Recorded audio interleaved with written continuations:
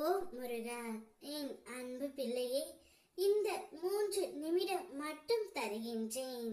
அதற்குள் எப்படியாவது கேட்டு விடு என் பிள்ளையே. இந்த உலகம் இன்னும் முன்னை போல் மாறவில்லையே என்று நீ அடிக்கடி நினைத்துக் கொள்கின்றாய். எத்தனை கவலை கஷ்டங்களை நீ தைரியமாக சந்தித்து அனைத்திலும் வெற்றி பெற்று வெற்றி கிடைக்காவிடில் இதில் விருப்பம் இல்லை என்று ஒதுக்கி தள்ளி, அப்பா நீ நடந்து வந்த பாதைகளை நான் திரும்பி பார்க்கின்றேன். பெருமையாகவும் பெருமிதமாகவும் அப்பாவிற்கு இருக்கின்றது. மலிப்பான நாட்களும் நிமிடங்களும் கடந்து போன பிறகு இதற்காகவா இவ்வளவு நாள் கஷ்டமும் கவலையும் பட்டோம் என்று நினைத்து ஒவ்வொருவரும் வருத்தப்படுவார்கள்.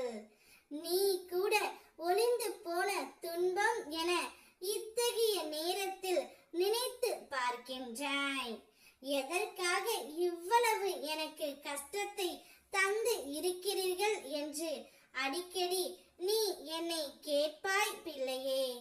நான் உனக்கு கஷ்டங்களை என்றும் தந்திட கிடையாது, அனுபவங்களை தரவே நினைக்கின்றேன்.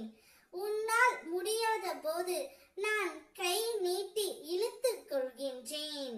எதுவெல்லாம் உனக்கு நடக்கின்றதோ அவையெல்லாம் ஏற்கனவே தீர்மானிக்கப்பட்டது.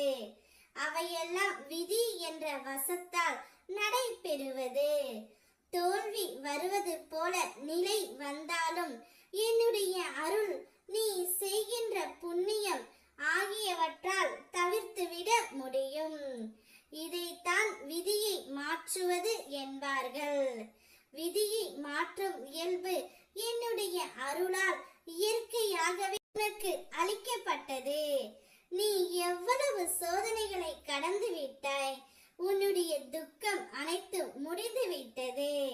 இந்த மகிழ்ச்சியின் படிகளில் நீ தடம் பதித்து விட்டாய் பிள்ளையே.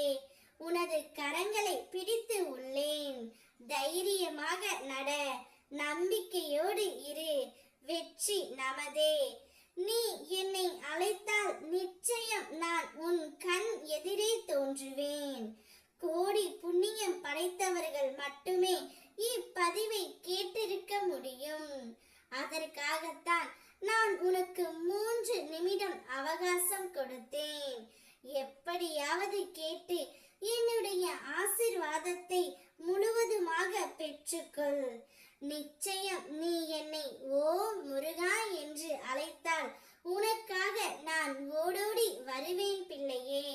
ஓ முருகா.